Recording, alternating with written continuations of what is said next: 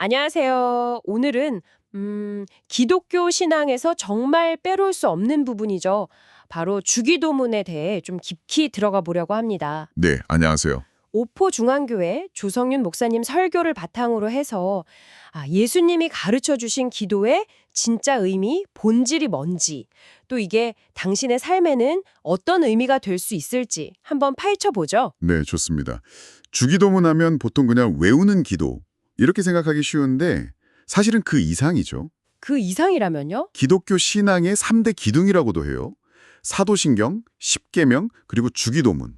그렇게 세 가지요? 네, 사도신경이 우리가 뭘 믿는지, 십계명이 어떻게 살아야 하는지 이걸 다룬다면 주기도문은 우리가 뭘 소망하고 꿈꿔야 하는지 그런 게 그리스도인의 비전이죠. 그걸 보여주는 거예요. 비전이요?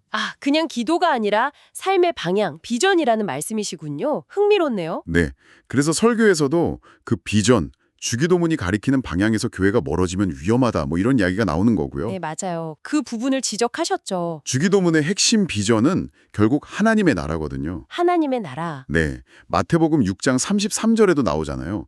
너희는 먼저 그의 나라와 그의 의를 구하라. 네네. 그러니까 우리 삶의 초점, 우선순위가 뭐 세상적인 성공이나 이런 게 아니라 하나님의 뜻이 이 땅에서 이루어지는 것, 거기에 맞춰져야 한다는 거죠. 이게 주기도문이 보여주는 나침반 같은 거예요. 삶의 나침반이라, 닿는 표현입니다. 그리고 여기서 중요한 게 이 나라를 구하는 게 그냥 나 혼자 잘 믿자가 아니라 공동체적인 차원이 있다는 점이었어요. 정확히 보셨네요. 그래서 그 유대인들 기도 이야기가 나오는 거죠. 네. 그 카디시 기도요? 공동체 기도. 맞아요. 유대인들은 이미 정해진 시간에 다 같이 모여서 기도하는 문화가 있었어요. 그걸 통해 우리는 하나님의 백성이다. 이런 정체성을 확인했거든요. 카디시 기도에도 보면 주의 이름이 높임받으시고 주의 나라가 임하옵시며 이런 내용이 있어요. 주기도문과 비슷하죠. 정말 비슷하네요. 예수님은 이런 배경 속에서 이제 그리스도를 따르는 사람들은 어떤 정체성을 가져야 하는지, 어떤 비전을 품어야 하는지 이걸 주기도문을 통해 더 분명하게, 더 선명하게 제시하신 거예요. 그렇군요. 뭐랄까, 우리는 누구고 왜 모였는가? 여기에 대한 답인 셈이죠. 그냥 기도가 아니라 정체성과 비전 선언문 같은 거네요. 근데 예수님은 이렇게 기도하는 것만큼이나 이렇게는 기도하지 마라. 이것도 강하게 말씀하셨잖아요. 첫 번째가 그거였죠. 외식하는 자처럼 기도하지 마라. 네, 맞아요. 그 외식, 위선적인 기도. 그게 정확히 어떤 의미일까요? 핵심은 간단해요. 기도의 대상이 누구냐는 거죠. 외식하는 기도는 하나님이 아니라 사람을 향해 있어요. 사람에게 보이려고. 그렇죠. 자신의 경건함을 막 보여주려는 거죠. 회당이나 길거리에서 일부러 사람들 보라고 기도하는 모습. 근데 설교에서는 이걸 좀 더 깊이 들어가더라고요. 더 깊이요? 네. 우리가 뭐 공개적으로 기도하거나 아니면 어떤 신앙적인 행동을 할 때 은연중에 사람들한테 나 이만큼 믿음 좋다, 보여주고 싶고 인정받고 싶고 이런 마음이 조금이라도 있다면 그것도 외식의 연장선일 수 있다는 거죠. 듣고 보니 그럴 수 있겠네요. 그래서 예수님이 대안으로 제시하신 게 골방 기도잖아요. 다른 사람 의식하지 않고 그냥 조용히 하나님하고만 만나는 시간. 오롯이 하나님께 집중하는 그 태도가 중요하다는 거죠. 당신의 기도는 정말 누구를 향하고 있나요? 찔리는 길문인데요.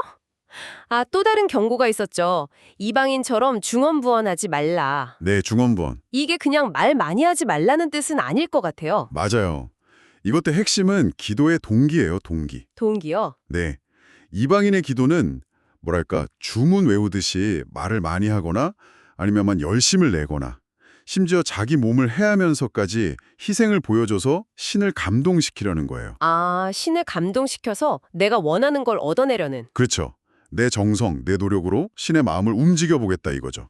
바알 선지자들이 막 광적으로 기도했던 모습 떠올려 보면 돼요. 네네. 설교에서는 이게 우리 문화에도 좀 익숙한 생각일 수 있다고 했어요.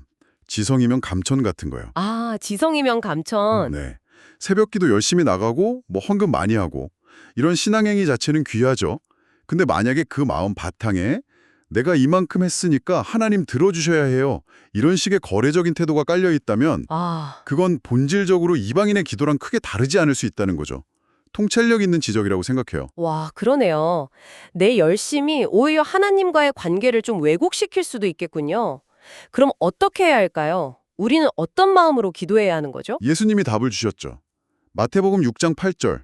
구하기 전에 너희에게 있어야 할 것을 하나님 너희 아버지께서 아시느니라. 아, 아버지께서 아신다. 네. 그러니까 기도는 내가 필요한 걸 얻어내기 위한 어떤 수단이나 노력이 아니에요. 거래가 아니죠. 이미 나를 너무 잘 아시고 나를 사랑하시는 그 아버지와 나누는 인격적인 대화, 관계 맺음. 이게 핵심이에요. 관계 맺음. 네. 필요할 때만 딱 찾아가서 이거 주세요 하는 관계가 아니라 평소에도 그냥 친밀하게 이야기 나누는 관계요. 물론 하나님은 우리가 힘들 때 막 부르짖고 매달리는 걸 통해서라도 당신과 만나길 원하세요. 그것조차도 관계의 일부니까요. 아, 그렇군요. 중요한 건 내 열심으로 뭘 얻어내는 게 아니라 그냥 그분과의 관계 자체를 즐기고 누리는 거. 그게 기도의 본질에 더 가깝다는 거죠. 오늘 이야기 쭉 정리해보면 주기도문은 그냥 외우는 주문이 아니라 하나님 나라를 향한 우리의 비전 선언문 같은 거고 네, 맞아요. 기도는 남한테 보이려는 의식이나 내 열심으로 하나님을 움직이려는 중언부언이 아니라 그냥 사랑하는 아버지와 진솔하게 대화하는 관계 맺음이다. 이렇게 요약할 수 있겠네요. 정확합니다. 결국 핵심은 관계예요, 관계. 당신의 기도가 그저 필요를 아뢰는 것을 넘어서 하나님의 자녀로서 그 아버지와 정말 친밀하게 교제하고 또 그분의 나라를 이 땅에 소망하는 그런 통로가 되면 좋겠습니다. 네. 오늘 저희가 나눈 이야기들 한번 잘 생각해 보시면서 당신의 기도 생활을 돌아보는 건 어떨까요? 어쩌면 나도 모르게 사람들의 시선을 의식하고 있지는 않았는지, 아니면 기도가 하나님과의 깊은 사귐보다는 뭔가 얻어내기 위한 수단처럼 되고 있지는 않았는지 한번 점검해 보시면 좋겠습니다.